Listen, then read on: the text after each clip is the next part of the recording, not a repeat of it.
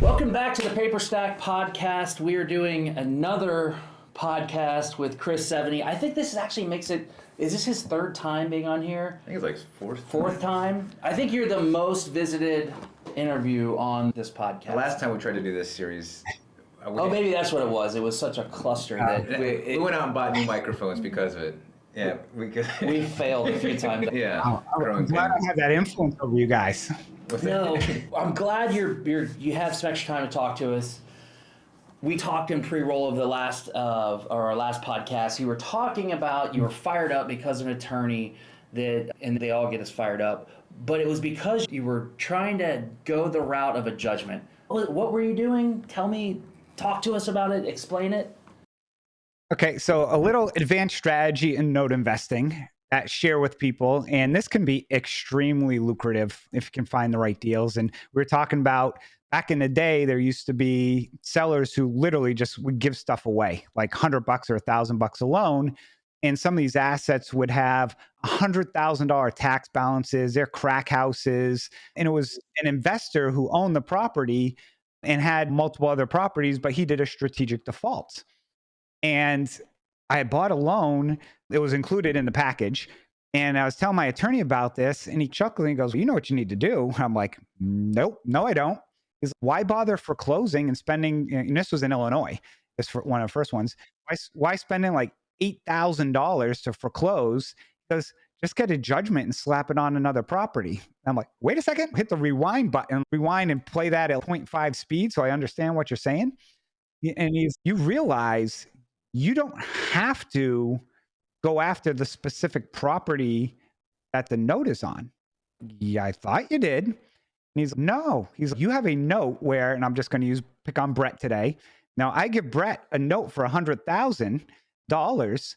That mortgage is connected to that property as collateral, but instead of going to spend all that money in foreclosure, you can just get a judgment against Brett and then record it in counties he has properties, and it will attach to those properties as well. And it's like mind blown when that happens.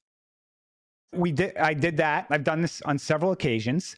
And why I was fired up today is I have a property that was a crack house that we had the loan on.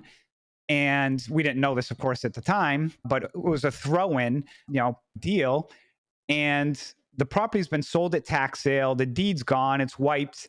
And we basically have the judgment. So now we're going next level advanced step on this one. Whoa. We have the Did you get the judgment before it sold at tax sale or after? After. So it sold at tax sale. You bought the note, got judgment, or did you buy the note after the tax sale, or you just let it go to tax sale? It was in between. Yeah, I let it go to tax sale. I knew I wasn't going to foreclose on the property because the taxes were more than what the property was worth. Plus, it was squatters in there dealing drugs. Don't want that headache. I'm going to just go get a judgment against the person. Yes. Oh my gosh. So the guy actually agreed to the judgment. So he signed a confession of judgment. He owed me $50,000. And as part, I'll cut you a check for $15,000, and then I'll pay $1,000 a month for the rest. Cool. Cuts us a check for $15,000 profit. And then he stopped paying us now on that $1,000. So we have a judgment. The house is gone. So now it's okay. Now what do I do with this judgment? Because it's in his name. And he sold his primary residence and it had his wife on it. So I couldn't attach it to that piece of property, which talk to your attorney about that, what you can attach it to, what you can't. So my attorney that I'm working with on this is hell-bent on the crack house that sold at tax sale and asking all the questions about that. And I'm like, let me be clear. I do not care about the crack house. Pretend that the mortgage is gone, doesn't exist. I don't care. I have a judgment. And my attorney that I use most of the time, so I, of course, ask him, okay, now what do we do? He goes, now you basically power up Super Mario from eating the mushroom to like getting the fire shooting flames. He goes, you get what's called a charging order. I go, what the hell is a charging order? He goes, essentially, it's an order that allows you to step in to his LLCs and get an equitable interest in his companies that he owns. So I'm like, hold on, time out. Let me just understand this. So if Brett Berkey, who owes me $35,000, owns Brett Berkey Real Estate and has 50 rentals in that LLC, you're now telling me, depending on the state, which the state you can, I can file something with the court that says, Mr. Berkey owes me 35 grand. He owns one of his assets is an LLC. I can then basically attach an equitable interest in that LC and then step in and have some ownership in that LC to pick and choose an asset to sell like a bankruptcy trustee. And he's essentially yes, with 10,000 other legal things he threw in there. So I'm like, wow. I'm like, this is insane. So my attorney is arguing with me about, well, maybe that's not the best way to go. And I'm like, okay, tell me what is the best way to go. And they keep going back to the crack house. I'm like, the crack house is gone. Focus. When I'm the one who's usually a squirrel running around in 27 directions, I'm like, just focus on the judgment. Yeah, so that's one of the things that had got me fired up today is we've been going back and forth for several weeks on how to approach this. And I'm just like, here's what one attorney is telling me. And it's always good to get multiple opinions from attorneys. But if there's another way, and this is where I say it comes back to also understanding, I'm not telling the attorney what to do. I'm saying, I believe this is an option. Tell me if this is right or wrong. Tell me if this is what would happen. But if you have another solution, hey, I'm all ears. I don't care how I get the money. I just want to get it as fast as possible. And so, one, it seems like if you know this strategy and you're looking at tapes with that, and it's probably not one you're doing every single time, but it's an exit strategy. It's a tool in the tool belt, right? That opens up some stuff that you can bid on that if people don't know this strategy. And it's as simple as going in the prop stream. If you have a prop stream account, looking up the property, there's a tab that says linked properties. And boom, there you go. That's crazy. That is insane. So so like for let's say in the hypothetical scenario, I owe you 35,000. So you can only collect up to that 35,000, right? But you could sell whatever assets I own to get what's owed to you. Correct. Yeah. Now you do have to be careful. Like in Florida, you can't attach it, I think, to primary residence because of homestead exemptions. And there's many different things you got to be wary of, but it's an excellent tool to consider when you're looking at certain assets or certain tapes where you see some of this stuff. Where it also can be pretty powerful is on the second space, because if you're underwater on the mortgage and basically, hey, the first is in foreclosure with $1 million balance when it's a property that's only worth 750 grand and you have $100,000 second. Yeah, I'll give you a penny on the dollar for that 100,000 and I'll give you 100 or $1,000 for that, realizing we're looking at one right now where it's a second. The borrower owes about $75,000 and they literally just closed on a $1.7 million property with no mortgage on it. Oh, you're gonna make them so mad. Oh my God. And so you could get the judgment, you can attach it to that property, and then what do you wait for them to sell it, or can you foreclose on it? Oh no, this is next level stuff, and this happened on one of these deals that I did. Is because you have a non-performing judgment, you can force the sale of that property. And we did that on a borrower who, again, this borrower, and I want to say something. We don't do this to like the normal guy who may have a rental and has 100% equity in another property. This is the people who are strategically doing this with significant capital that they can pay. This isn't, we're going after some 87-year-old homeowner. Like we're just trying to I want to be clear. We're not trying to. But so in this instance, one instance, this guy had dozens of properties and didn't pay. So we slapped the judgment on his primary residence and he didn't respond. Or when you slap it on the primary, all you have to do is record it in the county and it's automatically attached. So we did that. He didn't respond. So we had the attorney start that foreclosure process and file the complaint. So when they filed the complaint and go serve him at the property, the wife answered the door and served the husband. And the attorney told me the process servicer who they use said it was the funniest things he's ever seen because the wife was apoplectic because she had no clue what was going on. And man, that guy must have been sleeping on the couch or somewhere for the next month. But I can tell you, about 2 weeks later, we got a check, full payoff. That's crazy. Let me ask you a question. So let's say that, back to the hypothetical situation, like Rick's also on the LLC, but he's not invested in, say, whatever I owned, but we're both in the LLC. Are you still allowed to slap the judgment? Yeah, that's where it gets hairy. And for example, on one of ours, it was on him, but him and his wife own the property. The judgment sticks, but you can't collect on it unless she passed away and he's the sole owner. I've got one right now. This was a borrower. Here's a crazy one. Pennsylvania, borrower on the loan. House was basically ransacked. They were collecting money. They owned a house and the house next door. They were taking photos of the house, sending it to Section 8, saying, here's our house, created a false renter. This house you couldn't live in, didn't have walls or anything. They were collecting money from the state, okay, saying it was rented, taking pictures of the house next door, weren't paying us. We foreclosed. We actually reached a settlement with this guy. They took a train an hour to our attorney's office, got to the office and said, we want to renegotiate the deal. And the attorney laughed at them. They walked away and never paid. It was in his name. They own 9 other properties that now we got a judgment on. We put them on those other properties. But because the houses are in their names and judgments in his, we can't collect on it. But the good thing in this case is he's 50 years old, but his wife is 75. And the judgments are good for 12 years and you can renew them for like perpetuity. I'm betting odds that basically her lifespan is probably shorter than his.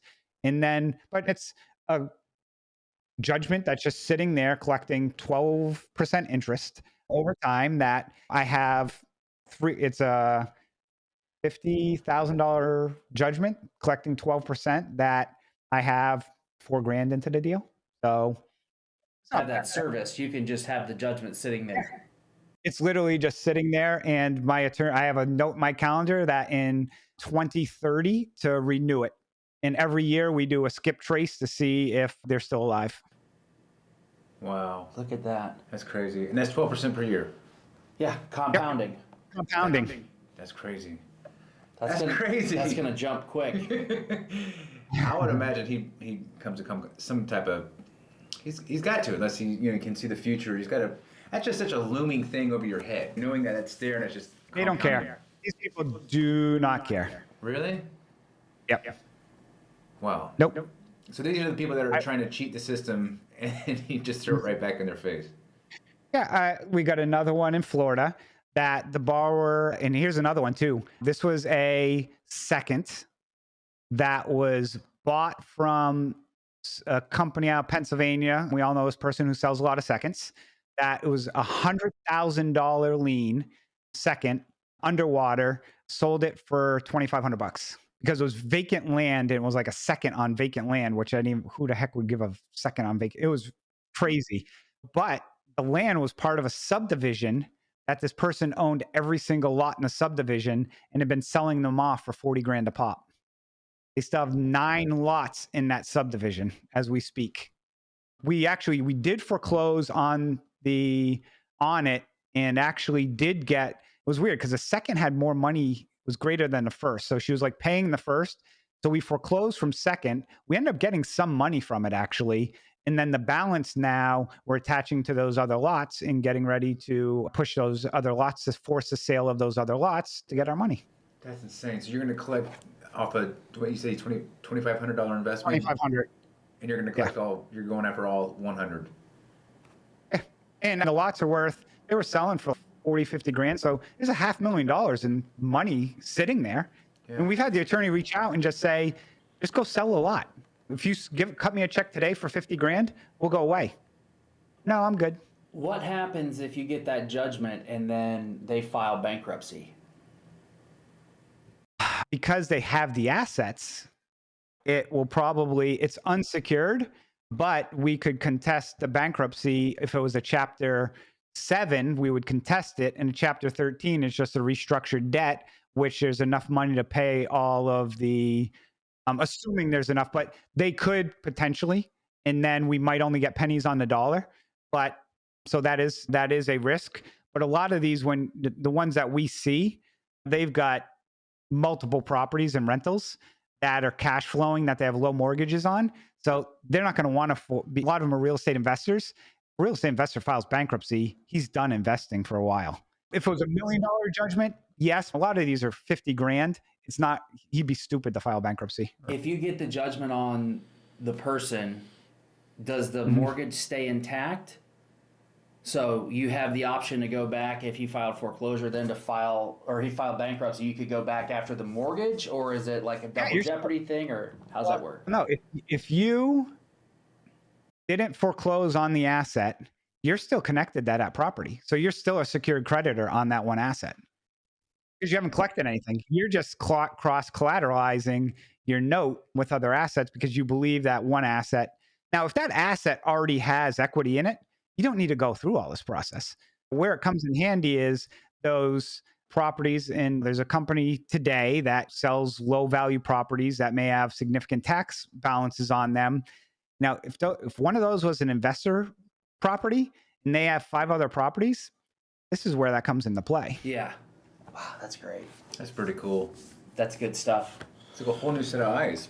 It's like a whole new. Yeah, like he just said, like I'm not going to stop thinking about that throughout it's good it's the weekend, because Saturday and Sunday I'm going to be sitting there thinking about it, and my wife. Just don't go back and look at which loans you sold that you want to kick yourself in the ass for now. That's what you don't want to do. That's already happened, and I'm actually already going through what loans we have left in the portfolio, looking at those going. There's potential for some of these things. Yeah, there's one right now that I look at, the one in Louisville, Kentucky, that it would have been, this guy had so many assets and he kept filing bankruptcies. Oh, that one. Yeah, it's terrible. But Chris, thank you. Appreciate it, man. You've blown my mind today. You can never stop learning, and that's the key, is you never stop learning. Yeah, and I came out with this when people joke, because my attorney laughs at me because I'll ask him 10 questions and 9 of them he'll tell me you can't do. But the one he tells me you could do that is like mind blowing. It's wow, I did not know you could do that. No, I want my attorney, like what I consider the best of attorneys is saying, this is what I want to do. How do I do it? Yep. But usually it doesn't work like that. They don't tell you the way to do it. They tell you, no, you can't do that. No, you can't do that. No, you can't do that. Oh, yes, you could do that, though. So you have to actually do the thinking. Well, and this is where selecting your attorney is so extremely important, because there's a lot of very large firms who they're foreclosure mills. And what they do is they just process foreclosures. They're good at it, but they're like, think of like a Ford manufacturing plant. Basically, they just do the same thing over and over. If you want something done differently, like you can't customize your car in the plant. You got to do that. That's not their game or gig. You need a smaller attorney who can think outside the box. And it's usually the ones that are like 1, 2, 3 person firms that have seen some of this crazy stuff, and they actually like it. When you start bringing this stuff up to them, they actually get excited with a lot of this stuff because they're so used to the bread and butter stuff. Doing something different for them, they find is a challenge. Yeah, definitely. That's cool. Definitely. Chris, thank you. I appreciate it, man. Thank you for sharing your knowledge today. I'm good. Excited, man. I'm excited. Good. Love it. I know the users, this one I'm predicting will be highly ranked. Yeah. In our content. Enjoy coming on, talking to you guys. Always good talk shop. So yeah, man. So what's your next, any events you got coming up? Where are we going to see you again? He's going to be at Wall Street. Yeah, I'll be at Wealth Out Wall Street in August. So I'll see you there in Nashville. And then a few weeks later, I'll be out in Dana Point, IMN, I think. Yeah, we're going out there because my entire team's out in California. So I'll spend a week out there where before the event, we have a corporate event together and hang out together, and then head down to IMN. So is that it for the year? Will you be in Dallas for Note Expo, or? Yeah, I'm thinking of going to Note Expo. I typically haven't gone in the past just because of timing, but I'm thinking heading out heading this year to Note Expo. Perfect. Yeah, we'll be there. If you haven't seen noclosings.com, remind us to get you a little demo and show you how that's working, which is pretty cool. Yep. Yeah, I got the emails. That's open, so awesome. Yeah, So, good stuff, man. Hey, thank you. It's lunchtime. Go get some lunch. I appreciate it. We'll catch you on the next one. Sounds good. Thanks, guys. See ya.